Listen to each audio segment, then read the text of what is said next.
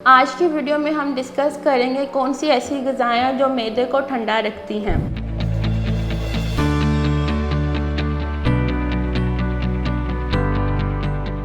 अस्सलाम वालेकुम, it's me doctor Akila Mushtaq, clinical dietitian and nutritionist. I am currently working at Lahore polyclinic and lifeline hospital.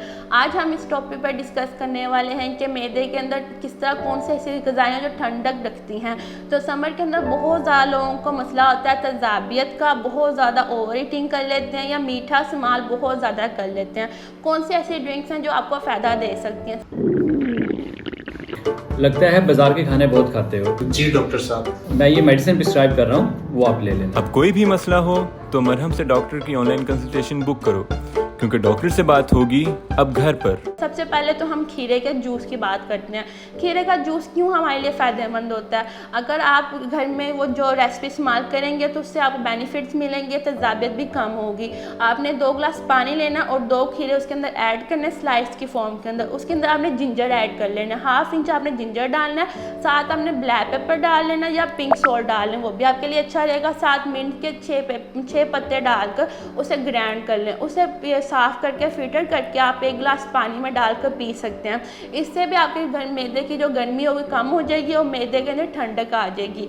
उसके साथ आप juice P सकते हैं। कोई भी फ्रूट जूस लें, उसका जूस पिएं और पानी ज़रूर इस्तेमाल करें। ठंडे की जगह उसे नॉर्मल टेम्परेचर के लिए इस्तेमाल करें ताकि मैदे के अंदर जो भी तज़ाबियत है या टॉक्सिक है वो रिमूव होना शुरू हो जाए। काफ़ी लोग इस समर के अंदर शिकायत लेकर आते हैं कि हमारा मैदा इतना गर्म क्यों हो गया, हमारे मैदे के अंदर तज़ाबियत क्यों बढ़ गई है। जब आपकी डाइट अच्छी नहीं होगी, आप अपनी रूटीन सही नहीं करेंगे तो आपको कभी बेनिफिट्स नहीं मिलेंगे।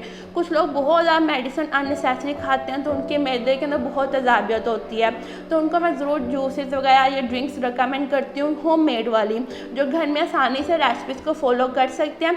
चाय की जगह आप जूस पीना शुरू करें, फल का इस्तेमाल करना शुरू करें, चिकन और बीफ और मटन का कम इस्तेमाल करें जितना हो सके, और लंच टाइम सलाद का ज़रूर इस्तेमाल करेंगे तो आपके मैदे के अंदर ठंडक लेगी।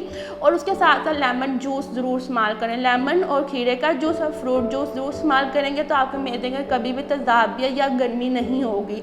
और इसके साथ साथ अगर आप मेडिसिन बहुत ज़्यादा इस्तेमाल करें तो उसका मकदार कम करें, क्योंकि आप अननेसेसरी मेडिसिन खाएंगे तो आपके स्टमक ज़रूर डिस्टर्ब होगा। हमारी पहली खुराक हमारे मैदे के अंदर जाती है, तो वो जब जाती है तो डाइजेशन सिस्टम स्टार्ट हो जाता है, फिर उसके बाद हमारे दूसरे ऑर्गन की तरफ जाना शुरू हो जाती है। तो आपको सबसे पहले अपनी हर चीज़ के अंदर रूटीन सही करनी पड़ेगी। रूटीन सही करेंगे, ग़िज़ा को सही करेंगे, पानी का सही इस्तेमाल करेंगे, तो जो रेसिपीज़ आपको बताई जाती हैं, डाइटिशियन और न्यूट्रिशन बताते हैं, तो उसका इस्तेमाल करें तो आप उससे रिजल्ट ले सकते हैं। मज़ीद इस वीडियो से रिलेटेड आपको कोई भी क्वेश्चन है तो आप कमेंट में पूछ सकते हैं मुझसे।